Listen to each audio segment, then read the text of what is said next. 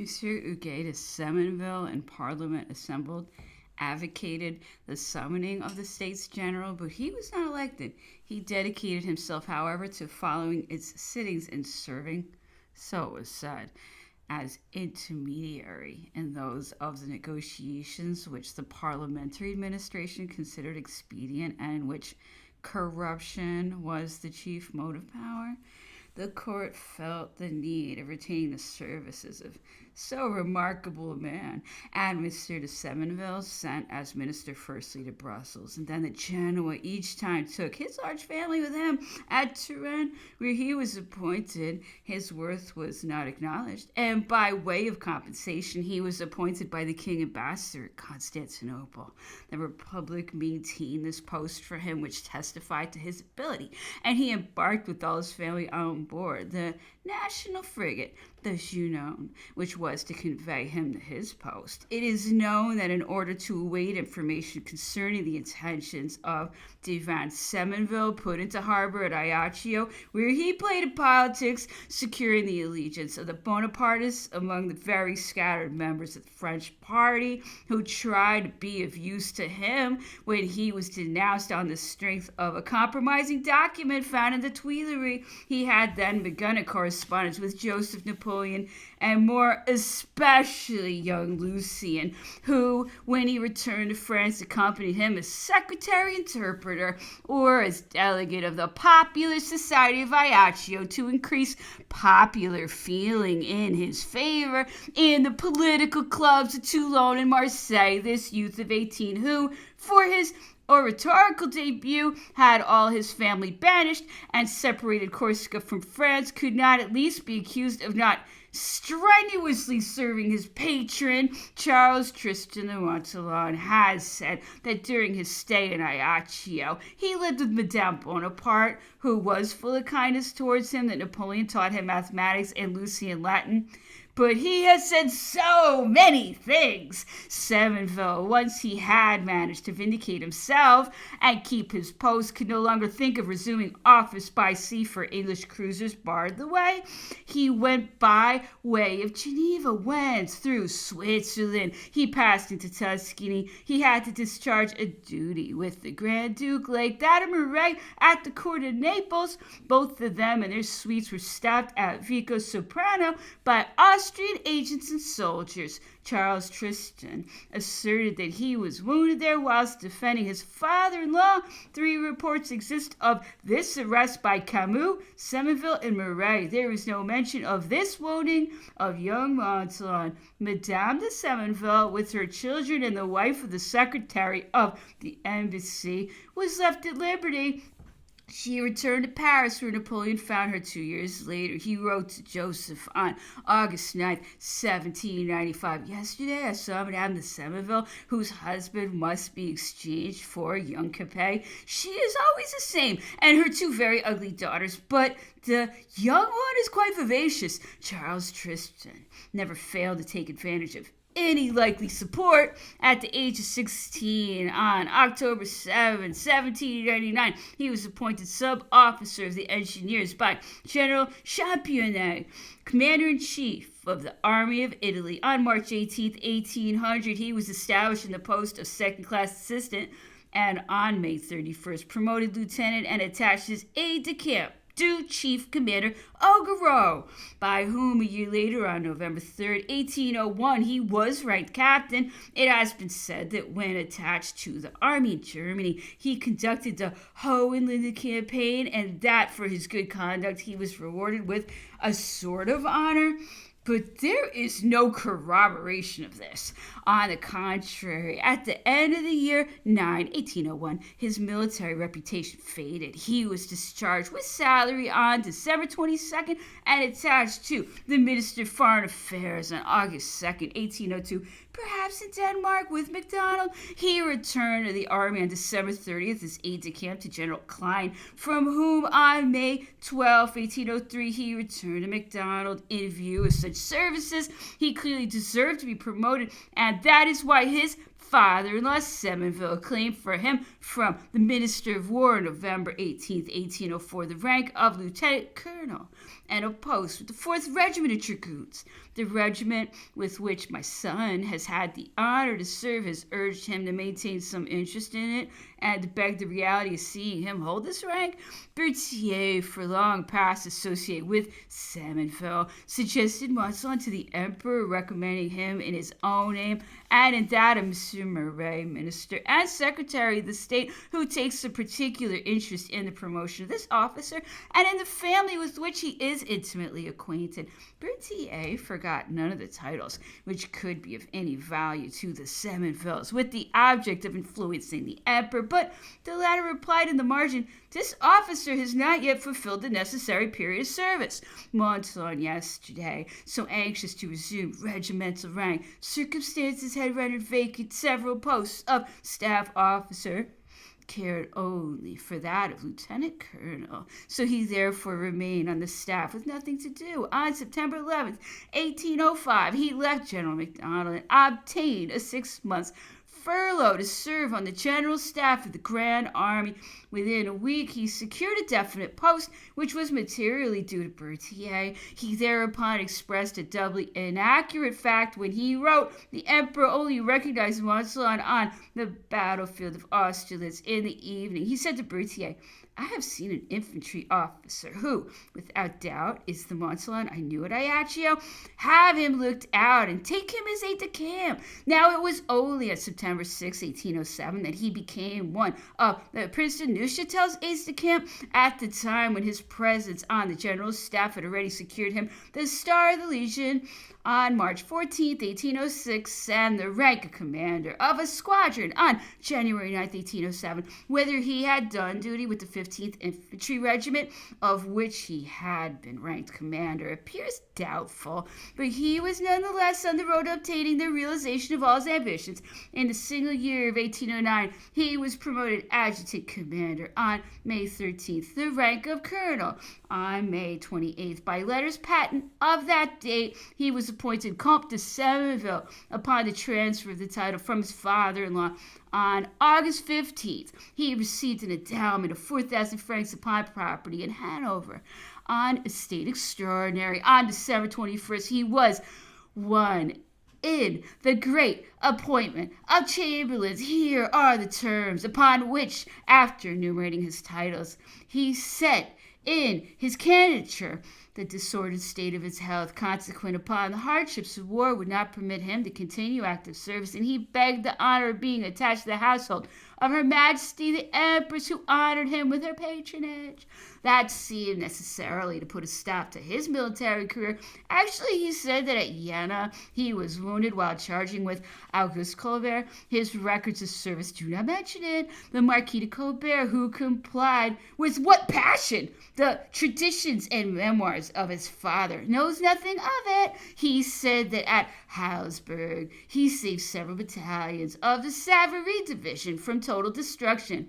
There never was a Savary division. There was the brigade of Fusiliers of the Guard, of which Savary, aide-de-camp to the Emperor, had just received the command, and Savary, in his memoirs, nowhere makes the slightest allusion to Masson. Again at Eckmühl, he charged at the head of the Württemberg cavalry. At Madrid, at the head of the Marines of the Guard, he recaptured the arsenal for which he was made Baron of the Empire with an endowment of 5,000 francs, and officer of the Legion. At Wagram, he so distinguished himself that the Emperor created him Count of the Empire and appointed him a chamberlain. None of these assertions can be corroborated either by official documents or even by a witness, whilst most of them are categorically denied. Masson had, thanks to his father-in-law, enjoyed unusually rapid promotion, but none of his ranks was conferred on the field of battle. None had been the reward of any brilliant achievements. If this 26-year-old adjutant commander had behind him so magnificent a past, it is doubtful he would have sacrificed the future for the post of Chamberlain. It is true that he received the title of Count thanks to a majority Seminville had established in his favor. It is true that thanks to the interest of the Empress Josephine, he was created a Chamberlain. But all the other assertions, all without exception, are refuted by original documents. During 1810 and 1811, he performed certain services as Chamberlain, but he was not employed as such or conspicuous on the great occasions. He was merely attached to the uncle of the new Empress, the former Grand Duke of Tuscany, who, thanks to Napoleon, became Grand Duke of Würzburg and a member of the Confederation of the Rhine. Was it not that which, thanks to Seminville's influence, gained him the post of plenipotentiary and envoy extraordinary with an annual salary of 40,000 francs? He thus became one of a batch of politicians whom the emperor engaged on January 20th, 1812, and who, from one day to the next, found they had acquired the education, obedience, loyalty, and integrity indispensable to the duties of commander-in-chief. There were, at that time in Paris, two fashionable and stylish sisters who had married two brothers. They were rich by birth and marriage. Their grandfather, Jean Le Vassal, or Vassal, receiver general in Languedoc, had been ennobled with a post of royal secretary and had married his children very well. The daughter to Séguier, Attorney General, to the Paris Parliament, the son Jean-André, to one of the Pas de Beaulieu.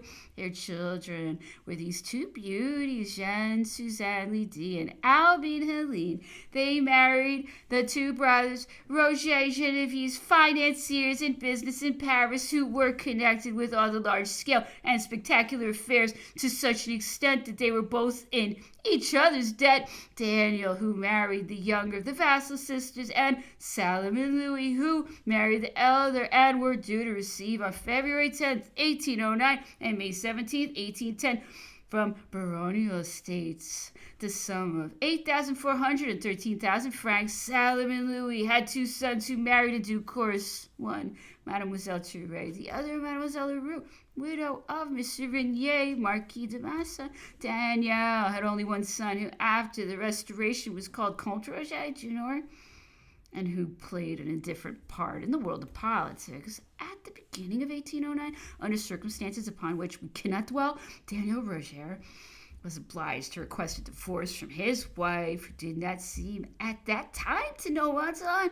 On April 26, he obtained the separation, later following an incident in the divorce during which Madame Roger became intimate with Masson and both agreed to get married as soon as the decree was pronounced. Madame Roger appeared to have rented in January 1812 a room at Javel, a village in the district of Corbeil, in order to acquire the domicile required by the Code Napoleon. The divorce was granted on May 26, and the banns immediately published in the mayor's office, where Masson was as unknown as Madame Albine Helene Vassal. Masson left his post at Würzburg without leave, arrived in Paris, took with him 4 obscure witnesses, and with them and his future wife went to Gervais, where on the same day, July 2nd, the mayor, either kindly disposed or under threat, solemnly married these two strangers. He requested to see neither the emperor's authority nor the decrees establishing the date of Madame Roger's divorce. He was satisfied with introducing into the marriage lines these facts supplied by Masson concerning himself. His mother displayed no opposition concerning Madame Roger, divorced by a decree pronounced by the court of the said on April 26, 1809, and furthermore, he invited the married couple to breakfast, immediately after which they returned with their witnesses to Paris.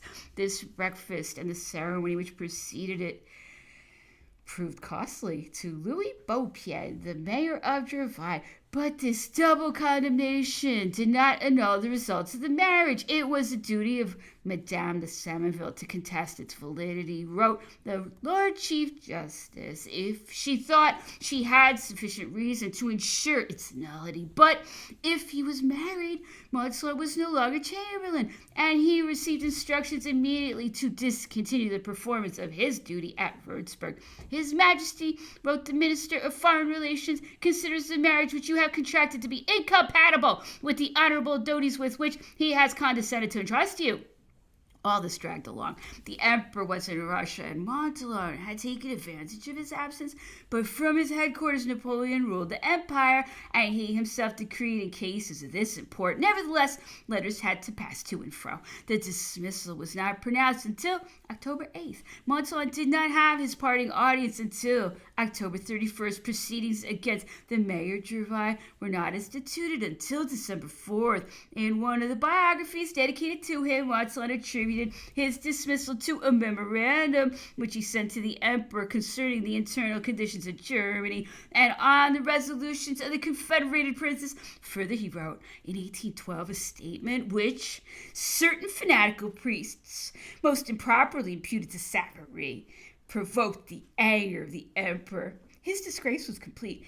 It then appears that in a very short while, Masson spent not only the fortune which he had inherited from his father, but also that which Madame Roger had settled on him all his life. He excelled in the art of getting into debt, an art in which no one could compare with him, and which appeared to him so commonplace. In the same year, 1812, he became the father of a son whom he named Charles Francois Napoleon Tristan. This premature birth served to make his position in Paris a difficult one, for here his family and society showed themselves as indifferent as the court towards his wife. He sought shelter at Changy near Nogent-sur-Vernisson, where he lived in enforced seclusion.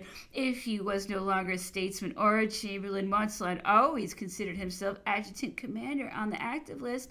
After the Russian campaign, an appeal was made to all the officers not in service, and at the beginning of April 1813, he was appointed to return to Metz, there to carry out the duties of chief of staff of the 2nd Division of Light Cavalry. It is with the sincerest regret, he replied to the minister, that I am obliged to inform your excellency that as a result of my wounds, that among others of an injury to my left side, I am quite incapable of mounting a horse without suffering dreadful hemorrhage. This wound was not incurred in the discharge of duty, and was doubtless the result of an accidental fall, but it was authenticated, and Masson was replaced in his office. In September, it was decided to send him as chief of staff to Prince d'Essling, who was in command at Toulon, essentially sedentary post, but he evaded the appointment. On December 4th, he was informed that he had been appointed under the command of General de Cayenne, Commander-in-Chief in the Low Countries, with headquarters at Gorkum, to which he replied that he would report there immediately if his illness allowed him. I should have left without delay, he wrote on December 9th, if I had not been prevented by fever. The minister, in a reply which showed irritation, dated January 7th, 1814, requested General Helena, commanding the 1st Military Division, to look out for Masson wherever he might be, and inform him formally to rejoin the 1st Army Corps. On January 22nd, he was discovered in Paris and tried to shield behind a medical certificate which stated that at the moment he was unfit for active service, but at the same time he begged the command of a province, happy if in this office he could find the opportunity of proving his boundless loyalty to his Majesty. Only on March 3rd did he receive notice that the emperor entrusted to him the command of the Loire district, and that the general commanding the 19th Division would send him directions concerning his duties. Ulan, in accordance with his orders, had Masson called up, and the latter promised to leave immediately. Actually, he went to Montbrison, the prefect of which, Rambuteau, had recently arrived from the Département de Saint-Plon, where he had played so distinguished a part in organizing the defense, forming squadrons and provisional battalions in the 7 encampments of the regiments sheltering in his district, and thus creating the nucleus of the little army of which Masson took command about March 10th to 12th. There was therefore 4,000 or 5,000 men marching badly, insufficiently armed, and lacking military instruction. The battalions formed by the prefect of workers from the ironworks were more dependable, but the National Guard went on strike and deserted in emulation of one another. Masson's duty was to support Marshal Duke de Castiglione, and towards the end, he was carried towards Franche-Comté. Although Rambuteau had desired him to march on the right bank of the Saône, forced to retreat towards Lyon and Rouen, he was anticipated at Rouen by the prefect, who concentrated the entire National Guard at Rive-de-Gier and altered the capital of the district to Saint-Bonnet-le-Château among the mountains. Thither he sent his wife and his children, who accompanied Madame de Montsalon. Montsalon left his troops and joined them there. From Saint-Bonnet, on March 24th, he announced the occupation of Saint-Étienne by the Austrians and his retreat to the mountains to complete the organization of the Weak Corps. He had mobilized and to retain all the means of harassing the enemy without cessation while defending all the positions foot by foot and supplying with bodies of men all points which were found to be ungarrisoned. The so-called regular forces and the National Guard did not therefore facilitate the commander's task. While waiting for the general to fight, 570 men deserted over to 1,000 or 1,100. On the contrary, regulars, peasants, canton troops showed energy and enthusiasm which deserved a better fate. Before the arrival of Montsalon on March 5th, Dumas, leader of the 19th Military Division of Irregular Troops, destroyed an Austrian reconnoitering party at St. Leader with the 2,000 men he had mustered, he prepared to march from Montbrison upon Saint-Étienne, and after Montsalon abandoned Montbrison, he proved it could be held by retaking in a few hours. On March 30th, the Canton forces successfully defended Rouen in face of Austrian cavalry. On April 3rd, the irregulars repulsed the enemy at Fur and demolished a pontoon bridge just constructed. Montsalon took no part in all this. He had not budged from Saint-Bonnet. On April 2nd, General Poncet, commanding the division, sent him word immediately to vacate this position in order to approach the Loire in the direction of Fur and prevent the crossing of the river.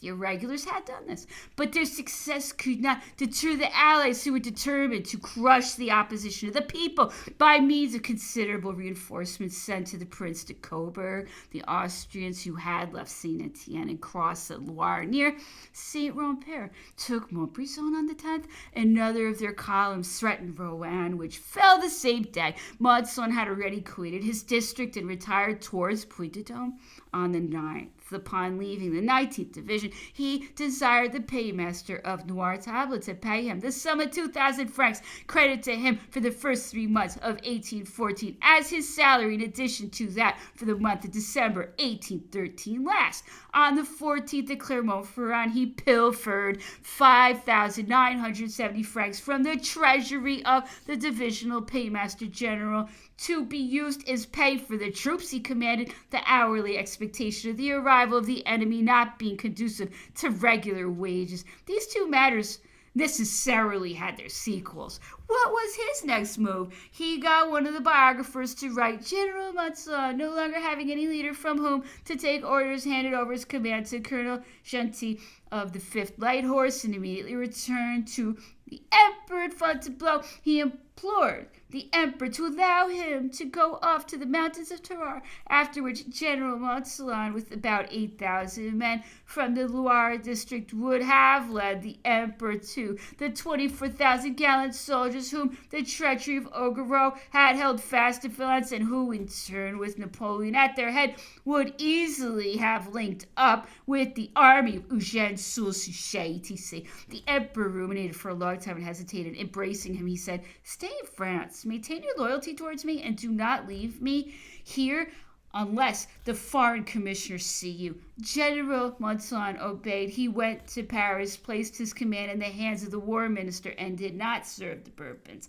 Actually, on April 16th, Masson, from his headquarters, sent his troops a proclamation which read, My men on all sides. The air resounds with cries of Long live Louis XVIII! And the abdication of Emperor Napoleon is demanded by the Senate in accordance with the Constitution you have sworn to obey. The silence of the ministers induces me to return to Paris. Perhaps if what he said in a letter to the Emperor dated June 6, 1850, had occurred at Fontainebleau, the Emperor, in making a favorable note of it, would doubtless have appreciated its truthfulness.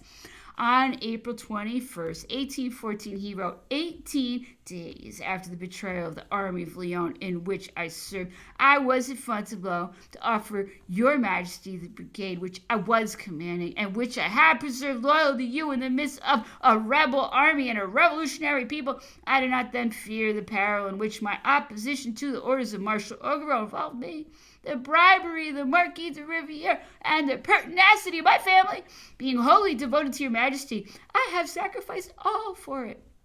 It must have been a slip of the pen when he wrote April 21st in a letter dated from 20th from Paris, Hotel de Bretagne, Rue de Richelieu, addressed to Colonel Gentil and signed Marquis de Monttalon. He said, make Louis XVIII recognized as King of France and Navarre. Emperor Napoleon told me at Fontainebleau on the 18th that he had abdicated and pledged himself faithfully to serve the king. As to the plan, which perhaps he was not alone in originating, if he had conceived it, it had been so divulged that, according to royalist writers, Augereau, in agreement with the Austrian generals, took the necessary steps to quash it, although it might be of this attempt. On the same date, in April 20th, Count Masson, commander of the Loire district, made another attempt, proved to be the former, with Count Dupont, commissioner of the War Departments for King Louis XVIII. I have the honor, he wrote, to disclose to your excellency that laboring in disgrace for 18 months under the government following a report from General Savary, my military promotion has been utterly impeded, and that I have already been an adjutant commander for 6 years. Allow me, my lord, of your goodness, to beg the rank of brigadier general. I will serve the king as faithfully as my ancestors served Henry II and Francis I.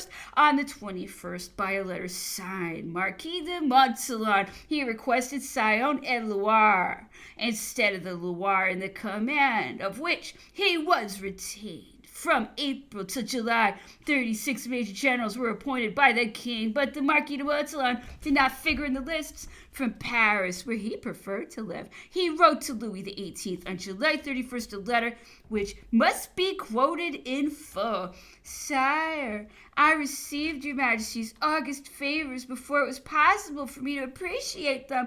I was not 6 years old when your majesty was pleased by a special favor to confer on me upon the entreaty of the Princess Labelle, to whom I had the honor of being related, the post of Master of the Hounds, previously occupied by my father, and which has been abolished over my head, sire, having reached the age of 16, deprived of my fortune and my prince. I endeavored to make myself at least worthy of the honor received at your hands. Your majesty has just ordered the demobilization of the royal armies. I have served my country well. 13 campaigns, 10 important battles, in which I participated, 3 wounds, several horses killed under me, all my titles obtained in the army. Such titles I have the honor to lay at your majesty's feet. I beg him to acquaint himself through his war minister of my services, and to allow me to shed every drop of my blood for him in the rank of major general, which today is filled by my juniors. It was signed Colonel Marquis de Monttalon, son-in-law of the Comte de Semmeville,